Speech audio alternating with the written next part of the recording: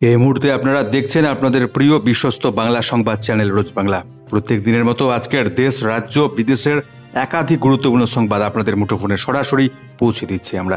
জুড়ে থাকুন শেষ পর্যন্ত, দেখতে থাকুন প্রিয় চ্যানেল রোজ বাংলা। আমাদের সংবাদগুলো নিয়মিত দেখবার জন্য চ্যানেলটিকে অবশ্যই সাবস্ক্রাইব করে পাশের বেল আইকনে ক্লিক করবেন। কোন জেলা থেকে আমাদের সংবাদ দেখছেন লিখে জানাবেন কমেন্ট বক্সে।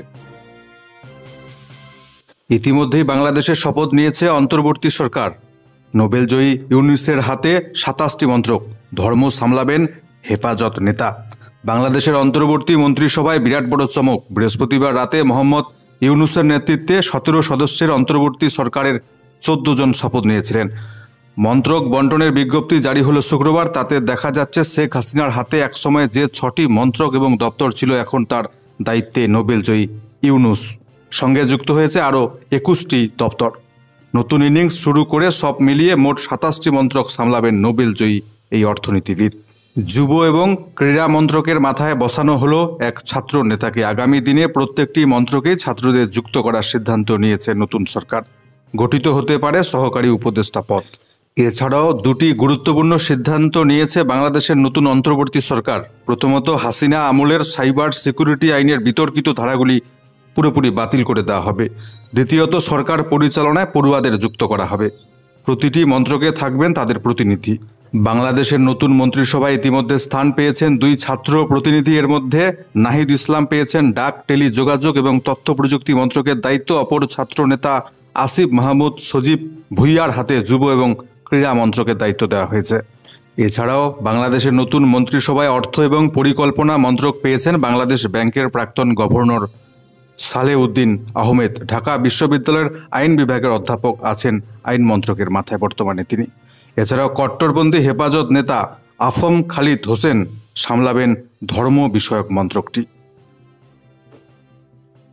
অপরদিকে শুক্রবার নিজের সমাজ মাধ্যমে মোহাম্মদ ইউনূস বাংলাদেশের অন্তর্বর্তীকালীন সরকার, সেই দেশের জনতাকে অভিনন্দন শুভেচ্ছা জানিয়েছেন বাংলার মুখ্যমন্ত্রী মমতা ব্যানার্জি। সমাজ মাধ্যমে মমতা ব্যানার্জি লিখেছেন, অধ্যাপক মোহাম্মদ ইউনূস সহ বাংলাদেশে যারা কার্যভার গ্রহণ করেছেন তাদের প্রতি আমার আন্তরিক অভিনন্দন, শুভকামনা রইল। আশা করি তাদের সঙ্গে আমাদের সম্পর্ক আরও উন্নত হবে। বাংলাদেশের উন্নতি, শান্তি, প্রগতি, সর্বস্তরের মানুষের আরও অনেক ভালো হোক এই কামনা রাখছি। ওখানকার ছাত্র, যুব, শ্রমিক, কৃষক, মহিলা থেকে শুরু করে সকলের প্রতি আমার অনেক অনেক শুভেচ্ছা রইল। আশা করি খুবই শীঘ্র সংকট কেটে যাবে, বাংলাদেশে শান্তি প্রতিষ্ঠা হবে, শান্তি ফিরে আসুক তোমার আমার এই ভালোবাসার ভুবনে। আমাদের প্রতিবেশী রাষ্ট্র ভালো থাকলে আমরাও ভালো থাকবো, জানিয়েছেন পশ্চিমবাংলার মুখ্যমন্ত্রী মমতা ব্যানার্জি।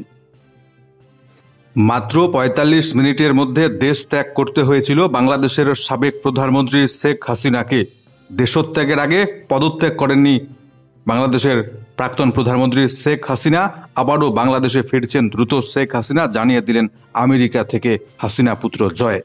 দেশ ত্যাগের আগে পদত্যাগ করেননি শেখ হাসিনা। সংবিধান মতে তিনি এখনও বাংলাদেশের প্রধানমন্ত্রী। আওয়ামী লীগ আগামী নির্বাচনে প্রতিদ্বন্দ্বিতা করবে, ওয়াশিংটন থেকে বার্তা দিলেন হাসিনা পুত্র সজীব ওয়াজেদ জয়। তিনি জানিয়েছেন, আমার মা কখনোই আনুষ্ঠানিকভাবে পদত্যাগ করেননি, সেই সময় তিনি পাননি। একটি বিবৃতি দিয়ে পদত্যাগপত্র জমা দেওয়ার পরিকল্পনা ছিল তার, কিন্তু এরপর আন্দোলনকারীরা প্রধানমন্ত্রীর বাসভবনের দিকে অগ্রসর হতে লাগলো, আর তখন আর সময় ছিল না হাসিনার হাতে। এমনকি আমার মা গোছানোর সময়টুকু পায়নি। সংবিধান অনুযায়ী তিনি এখনও বাংলাদেশের প্রধানমন্ত্রী। জয় জানান, প্রধানমন্ত্রী আনুষ্ঠানিকভাবে পদত্যাগ না করায় তত্ত্বাবধায়ক সরকার গঠনকে আদালতে চ্যালেঞ্জ করা যেতে পারে। শেখ হাসিনা চলে যাওয়ার পর গত বৃহস্পতিবার অন্তর্বর্তী সরকারের প্রধান উপদেষ্টা হিসেবে শপথ নিয়েছেন নোবেলজয়ী মোহাম্মদ ইউনূস। এই সরকারের মেয়াদ এখনও নির্ধারণ করা হয়নি, তবে আগামী ৩ মাসের ভেতর বাংলাদেশে নির্বাচন দেখতে চাইছেন হাসিনা পুত্র জয়। সেখানে অংশ নেবে তাদের দল আওয়ামী লীগ বলে জানিয়েছেন তিনি। এছাড়াও শেখ হাসিনাকে বেশিদিন আশ্রয় দেওয়া ভারতের জন্য ঠিক হবে না, দেশে ফেরার আগে এমন সাক্ষাৎকারে দাবি করেছিলেন বাংলাদেশের অন্তর্বর্তী সরকারের প্রধান মোহাম্মদ ইউনূস। শত্রুকে ভারত আশ্রয় দিলে দুই দেশের সম্পর্কে প্রভাব পড়বে বলে হুঁশিয়ারি দিয়ে রেখেছে বাংলাদেশের রাজনৈতিক দল বিএনপি। সেই আবহে হাসিনার ছেলে জানিয়ে দিলেন, বাংলাদেশের অন্তর্বর্তী সরকার নির্বাচনের ঘোষণা হলেই দ্রুত দেশে ফিরে যাবেন সদ্য প্রাক্তন বাংলাদেশের প্রধানমন্ত্রী শেখ হাসিনা। আমেরিকা থেকে বৃহস্পতিবার হাসিনা পুত্র সজীব ওয়াজেদ জয় জানিয়েছেন, যেদিন এই অন্তর্বর্তী সরকার, যে দিন বাংলাদেশের অন্তর্বর্তী সরকার সাধারণ নির্বাচন ঘোষণা করবে, সেদিন শেখ হাসিনা বাংলাদেশে ফিরে যাবেন। আমি নিশ্চিত আওয়ামী লীগ নির্বাচনে অংশ নেবে এবং আমরা জয়লাভ করব। বাংলাদেশ সীমান্তে দাঁড়িয়ে হাজার হাজার বাংলাদেশি শরণার্থী ভারতে আশ্রয়ের উদ্দেশ্যে দিচ্ছেন শেখ হাসিনা জিন্দাবাদ, জয় শ্রীরাম স্লোগান। ভারতে আশ্রয় চেয়ে সীমান্তে স্লোগান বাংলাদেশি সংখ্যালঘুদের। তপ্ত বাংলাদেশে অন্তর্বর্তীকালীন সরকার গঠনের পরেও নিরাপত্তা নিয়ে নিশ্চিন্ত হতে পারছেন না সেখানকার সংখ্যালঘুরা। সীমান্তে দাঁড়িয়ে তারা ভারতের আশ্রয় ভিক্ষা করছেন। শুক্রবার কোচবিহার সীমান্তে দেখা গেল তেমনটাই দৃশ্য। শীতলকুচির পাঠানতুলি গ্রামে কাঁটাতারের ওপারে শয়ে শয়ে ভিড় করছেন বাংলাদেশি শরণার্থী। সেখানে দাঁড়িয়ে জয় শ্রীরাম স্লোগান তুলছেন তারা। পাশাপাশি গদিচ্যুত প্রধানমন্ত্রী শেখ হাসিনা ভারতের জয়ধ্বনি শোনা যাচ্ছে তাদের গলায়। সীমান্তের জলাশয়ের মাঝে দাঁড়িয়ে সংখ্যালঘু হিন্দুদের দাবি, আমরা ভারতের আশ্রয় ভিক্ষা চাই। এবারে কোচবিহারের শীতলকুচির পাঠানতুলি গ্রাম, ওপারে লালমনিরহাট, মাঝে জলাশয়ে বরাবর কাঁটাতার। শুক্রবার সেই জলে নেমেই এপারে আসার জন্য হুড়োহুড়ি পড়ে গেল বাংলাদেশের সীমান্তবর্তী গ্রামগুলির সংখ্যালঘু বাসিন্দাদের মধ্যে। তাদের গলায় শোনা গেল জয় শ্রীরাম ধ্বনি। জলাশয় পেরিয়ে পাঠানতুলি গ্রামের ওপারে দাঁড়িয়ে তাদের বক্তব্য, আমাদের নিরাপত্তা নেই, ভারতের আশ্রয় চাই। এছাড়াও জলপাইগুড়ির সীমান্ত এলাকা বেরুবাড়িতে একইভাবে জড়ো হয়েছেন বহু বাংলাদেশি। সেখানে কাঁটাতার না থাকায় বিএসএফ এবং বিজেপি একসঙ্গে কাজ করে তাদের নিজেদের এলাকায় ইতিমধ্যে ফিরিয়ে নিয়ে গিয়েছেন বলে জানা যাচ্ছে। তবে ভারত সরকার স্পষ্ট জানিয়ে দিল, ৭১-এর পুনরাবৃত্তি আর চায় না ভারত। হাট করে দরজা খুলবে না ভারত, সিদ্ধান্ত মোদী সরকারের। চরম নৈরাজ্য, রাজনৈতিক প্রতিহিংসা, সংখ্যালঘু নির্যাতন, অস্থিরতার সুযোগে খুনোখুনি, লুঠতরা চলছে, ডাকাতি চলছে বাংলাদেশ জুড়ে। হামলা চলেছে ধর্মীয় স্থানেও। হিংসার হাত থেকে রেহাই পাচ্ছেন না খ্যাতনামা শিল্পী অভিনেতারাও। অত্যাচারের শিকার হয়ে আতঙ্কে ঘর ছাড়ছেন বহু মানুষ। সীমান্তে কাঁটাতারের ওপারে রাতারাতি ভিড় জমছে। প্রাণে বাঁচতে ভারতে ঢুকে পড়তে চাইছেন কাতারে কাতারে বাংলাদেশি নাগরিক। কিন্তু এবার আর ১৯৭১ সালের পুনরাবৃত্তি চাইছে না নয়াদিল্লি। অনুপ্রবেশের চেষ্টা থামাতে কঠোর অবস্থান নিয়েছে কেন্দ্রীয় সরকার। সরকারি একটি সূত্র বলছে, সেবার তৎকালীন পূর্ব পাকিস্তান থেকে প্রায় ৬০ লক্ষ উদ্বাস্তু মানুষ চলে এসেছিলেন ভারতে। সেই চাপ সামলাতে নাজেহাল হতে হয়েছিল প্রশাসনকে। তবে এবার শরণার্থীদের চাপ যতই আসুক না কেন, আর দরজা হুট করে খুলে দিতে নারাজ ভারত। তাই সতর্ক বার্তা দেওয়া হয়েছে সীমান্তরক্ষী বাহিনী বিএসএফকে। পাশাপাশি পরিস্থিতির দিকে কঠোর নজর রাখতে শুক্রবার একটি কমিটিও গঠন করেছে মোদী সরকার। বাংলাদেশের একাধিক জেল থেকে উধাও জেহাদি এবং জঙ্গিরা। বাংলাদেশের জেল ভেঙে পলাতক বহু বন্দী। এবার ২৭ জন জঙ্গির দল পশ্চিমবঙ্গে ঢুকতে চাইছে বিএসএফকে সতর্ক করল স্বরাষ্ট্র মন্ত্রক। স্বাধীন বাংলাদেশের বিভিন্ন জেল ভেঙে পালিয়ে যাওয়া ৫ মহিলা সহ কুখ্যাত ২৭ জন জঙ্গি এপারে অনুপ্রবেশের মরিয়া চেষ্টা শুরু করেছে বলে জানাচ্ছে গোয়েন্দারা খবর পেয়েছেন। এদের মধ্যে এমন বেশ কয়েকজনকে নির্দিষ্ট অ্যাসাইনমেন্ট দিয়ে ভারতে ঢোকানোর পরিকল্পনা করেছে পাকিস্তান গুপ্তচর সংস্থা আইএসআই, যারা এপার সম্পর্কে যথেষ্টই ওয়াকিবহাল। বাংলা সহ দেশের বিভিন্ন প্রান্তে চালু থাকা জঙ্গি মডিউল এবং স্লিপার সেলকেই দায়িত্ব দিয়েছে আইএসআই। কারণ ক্যাডার নিয়োগের মতো কাজ যারা আগে সাফল্যের সঙ্গে করেছে। জঙ্গিদের এই দলে রয়েছে al Qaeda in Indian subcontinent, JMB, Jamaat, আনসার আল ইসলামের মতো সংগঠনের সদস্যরা বলে জানা যাচ্ছে। তবে সবথেকে মাথা ব্যথার কারণ, পলাতক জঙ্গিদের এই দলে থাকা দুটি নাম, আল কায়দার আবু তালহা এবং জেএমবির সোহেল মাহফুজ। ভারতে আল কায়দার মডিউল তৈরির অন্যতম কারিগর এই তালহা, আর খাগড়াগড় বিস্ফোরণ এবং ঢাকার হোলি আর্টিজেন ক্যাফে হামলার অন্যতম অভিযুক্ত ওই সোহেল। এই পরিস্থিতিতে স্বরাষ্ট্র মন্ত্রকের তরফে বিএসএফকে সতর্কবার্তা দেওয়া হয়েছে।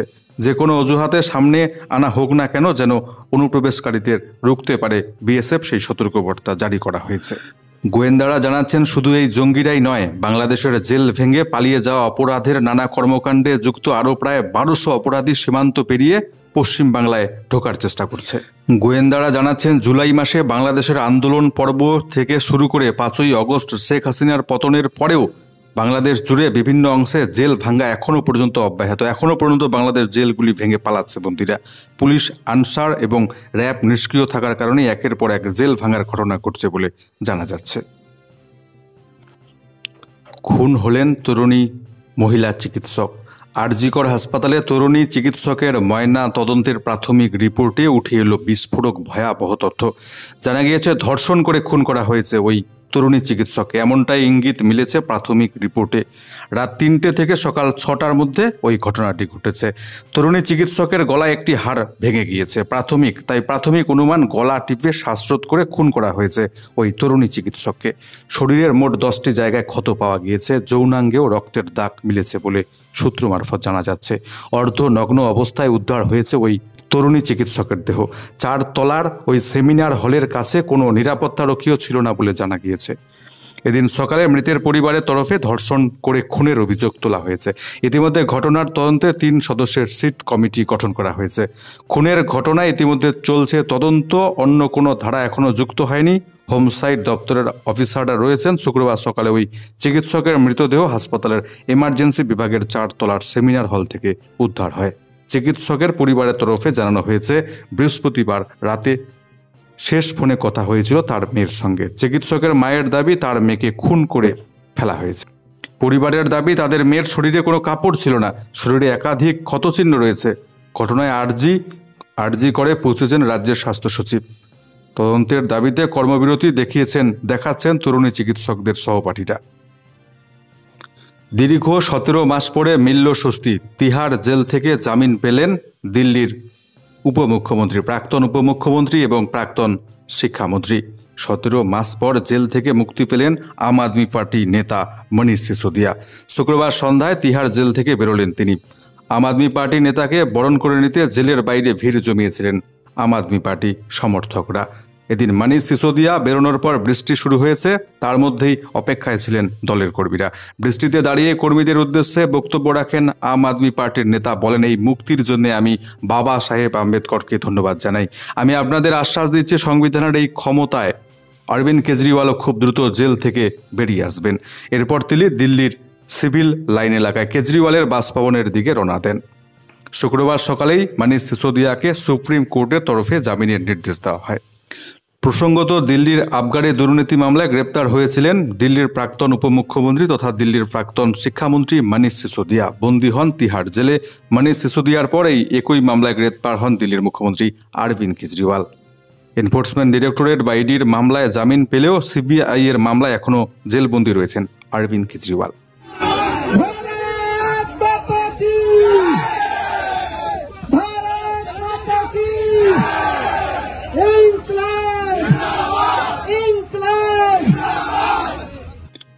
মেয়েদের বিয়ের বয়স 18 থেকে কমিয়ে করা হচ্ছে 9 বছর। 9 বছর করার প্রস্তাব। মেয়েদের বিয়ের বৈধ বয়স 18 বছর থেকে কমিয়ে 9 বছর করতে চলেছে ইরাক। এরই মধ্যে দেশটির পার্লামেন্টে এই বিষয়ে একটি প্রস্তাব উত্থাপন করা হয়েছে। এই নিয়ে নাগরিকদের মধ্যে ব্যাপক ক্ষোভ এবং উদ্বেগ দেখা দিয়েছে। শুক্রবার মেয়েদের বিয়ের বয়স কমানোর ব্যাপারে সরকারের পক্ষ থেকে পার্লামেন্টে প্রস্তাব আনা হয়েছে। প্রস্তাবে বলা হয়েছে, মেয়েদের বিয়ের বয়স 18 থেকে কমিয়ে 9 বছর আনা হচ্ছে। ইরাকের শিয়া ইসলামী দলগুলির পক্ষ থেকে বেশ কিছুদিন ধরেই বাল্য বিয়ে বৈধ করার জন্য সংসদে চাপ দেওয়া হচ্ছিল। দেশটির 1959 সালের ব্যক্তিগত আইনের 188 নম্বর আইন সংশোধন করে মেয়েদের বিয়ের বয়স 18 থেকে কমিয়ে 9 বছরে করার দাবি করছে তারা। সেই দাবির মুখে প্রস্তাব আনা হলো। এটি পাস হলে 9 বছরের বাচ্চা মেয়েকে বিয়ে দেওয়া কিংবা বিয়ে করার ক্ষেত্রে কোনো আইনি জটিলতা থাকবে না আর ইরাকে। আর ছেলেদের 15 বছর বয়সে বিয়ে করার অনুমতি দেওয়া হবে। তবে স্থানীয় মানবাধিকার সংস্থা, নারী গোষ্ঠী, সুশীল সমাজের সদস্যরা এই প্রস্তাবে তীব্র সমালোচনা শুরু করেছেন। বড় সুখবর, এতদিন এটিএম মেশিন থেকে তুলতেন টাকা, এবার রেশন দোকানে গিয়ে এটিএম মেশিন থেকে ফিঙ্গারপ্রিন্ট দিয়ে আপনি নিতে পারবেন রেশন কার্ডের নম্বর দিয়ে চাল। এটিএম মেশিন চালু হচ্ছে এবার রেশন দোকানগুলিতে। এটিএমে গিয়ে যেমনভাবে টাকা তুলতে অভ্যস্ত সকলে, এবার আপনি রেশন দোকানে গিয়ে এটিএম থেকে নেবেন চাল। দাঁড়াতে হবে না লাইনে সময় বাঁচবে আপনাদের। ওড়িশা রাজ্যে সম্প্রতি চালু হয়েছে এমনই পাইলট প্রজেক্ট। বায়োমেট্রিকের সহায়তায় 25 কেজি পর্যন্ত রেশন তোলার ব্যবস্থা করা হয়েছে। এর ফলে লম্বা লাইনের চিন্তা দূর হচ্ছে। রেশনে চুরি এবং কালোবাজারি থেকে সহজেই মুক্তি মিলবে। ভারতে প্রথম ওড়িশাতে শুরু হলো এই রাইস বা চালের এটিএম। যদি এর সফল প্রয়োগ হয় তবে গোটা দেশেই আগামী দিনে এই ব্যবস্থা চালু করা হবে। ওড়িশার খাদ্য সরবরাহ বিভাগ মন্ত্রী কুশনা চন্দ্র পাত্র শনিবার এর উদ্বোধন করেন। ভুবনেশ্বরে চালু হলো এই রাইস এটিএম। এই এটিএম থেকে আপাতত শুধু চাল মিলবে। যাদের রেশন কার্ড রয়েছে তারা তাদের রেশন কার্ডের নম্বরটি এই মেশিনে দিয়ে দেবেন। তারপর বায়োমেট্রিকের অপশনটি আসবে, সেখানে আঙুলের ছাপ দিলে চাল বেরিয়ে আসবে মেশিন থেকে। যদি সফলভাবে করা যায় এই কাজটি, তখন বাড়ানো হবে এই রাইস এটিএম এর সংখ্যা। ওড়িশায় 30টি জেলায় ছড়িয়ে দেওয়া হবে এই রাইস এটিএম। প্রধানমন্ত্রী নরেন্দ্র মোদী এক দেশ এক রেশন কার্ডের যে প্রকল্প চালু করেছেন তাকে পূর্ণতা দেবে এই চালের এটিএম বা রাইস এটিএম। মর্মান্তিক, যাত্রীবাহী বিমান ভেঙে পড়ল ব্রাজিলের জনবহুল এলাকায়, মৃত 62। সোমবার ব্রাজিলের সাও পাওলোতে ভেঙে পড়ল একটি যাত্রীবাহী বিমান। জনবহুল এলাকায় বিমানটি ভেঙে পড়েছে বলে সংবাদ সংস্থা জানিয়েছে। ওই বিমানে 58 জন যাত্রী এছাড়াও পাইলট সহ 4 জন বিমান কর্মী ছিলেন। ঘটনাস্থলে প্রত্যেকের মৃত্যু হয়েছে। বিমানে থাকা 62 জনের মর্মান্তিক মৃত্যু হয়েছে বলে জানা যাচ্ছে। শুক্রবার 58 জন যাত্রীকে নিয়ে সাও পাওলোয় গুয়াডুল হোসের দিকে যাচ্ছিল ATR 72 বিমানটি। সেখানে ভেঙে পড়ে বিমানটি বলে জানা যাচ্ছে। ভিনহেডো শহরের জনবহুল এলাকায় বিমানটি ভেঙে পড়ে। ভেঙে পড়ার সঙ্গে সঙ্গেই আগুন লেগে যায়। বিমানে থাকা 62 জনের মর্মান্তিক মৃত্যু হয়েছে। আবারও দুর্ঘটনা, আবারও উত্তরবঙ্গ। লাইনচ্যুত তেলবাহী মালগাড়ির 5টি বগি ফের দুর্ঘটনার কবলে। রেল এবার মালদহে লাইনচ্যুত হলো মালগাড়ি। শুক্রবার সকালে হরিশ্চন্দ্রপুর 2 ব্লকের কুমেতপুরে লাইনচ্যুত হয়ে যায় তেল বোঝাই মালগাড়ির 5টি বগি। এনজেপি থেকে কাটিহাট যাচ্ছিল মালবাহী ট্রেনটি। সেই সময় কুমেতপুরে লাইনচ্যুত হয়ে যায় 5টি বগি। দুর্ঘটনার খবর ছড়িয়ে পড়তেই চাঞ্চল্য ছড়ায় গোটা এলাকায়। সকাল 11:15 নাগাদ তেল বোঝাই মালগাড়িটি খুড়িয়াল এবং কুমেতপুর স্টেশনের মাঝে বেলাইন হয়ে যায় বলে জানা যাচ্ছে। গত কয়েকদিন ধরে রেল দুর্ঘটনার খবর সামনে আসছে। 17ই জুন রাঙ্গাপানিতে দুর্ঘটনার কবলে পড়ে কাঞ্চনজঙ্ঘা এক্সপ্রেস। 18 জুলাই উত্তরপ্রদেশের গোন্ডায় লাইনচ্যুত হয়ে যায় ডিব্রুগড় এক্সপ্রেস। 29শে জুলাই অল্পের জন্য বিপদের হাত থেকে বাঁচে সম্পর্কক্রান্তি এক্সপ্রেস। গত 30 জুলাই লাইনচ্যুত হয় হাওড়া CSMTর মেল। 9 আগস্ট ফের বেলাইন তেল বোঝাই মালগাড়ি। ফলে প্রশ্নচিহ্ন উঠছে ভারতের রেল ব্যবস্থা নিয়ে। আজ কেমন থাকবে বাংলার আবহাওয়া? আবহাওয়া দপ্তরের তরফ থেকে প্রাপ্ত লেটেস্ট ওয়েদার রিপোর্টই আপনাদের কাছে সরাসরি পৌঁছে দিচ্ছি। আজকে উত্তরবঙ্গের প্রত্যেকটি জেলাতেই চলবে বিক্ষিপ্তভাবে হালকা মাঝারি বৃষ্টি। তবে জলপাইগুড়ি, আলিপুরদুয়ার, কোচবিহার এই 3টি জেলায় বিক্ষিপ্তভাবে বেশ কিছু স্থানে আজকে ভারী বৃষ্টিপাতের সতর্কবার্তা জারি রেখেছে আবহাওয়া দপ্তর। পরবর্তী 24 ঘন্টা রবিবার নাগাদ উত্তরবঙ্গের দার্জিলিং, জলপাইগুড়ি, কালিম্পং, আলিপুরদুয়ার এবং উত্তর দিনাজপুর জেলায় বিক্ষিপ্তভাবে ভারী বৃষ্টিপাতের সতর্কবার্তা জারি রেখেছে আবহাওয়া দপ্তর। অন্যদিকে আজকে দক্ষিণবঙ্গের কোনো জেলাতেই ভারী অতি ভারী বৃষ্টিপাতের কোনো সতর্কবার্তা নেই। আজকে দক্ষিণবঙ্গের প্রত্যেকটি জেলাতেই বিক্ষিপ্তভাবে হালকা মাঝারি বৃষ্টিপাত চলবে বলে জানাচ্ছে আবহাওয়া দপ্তর।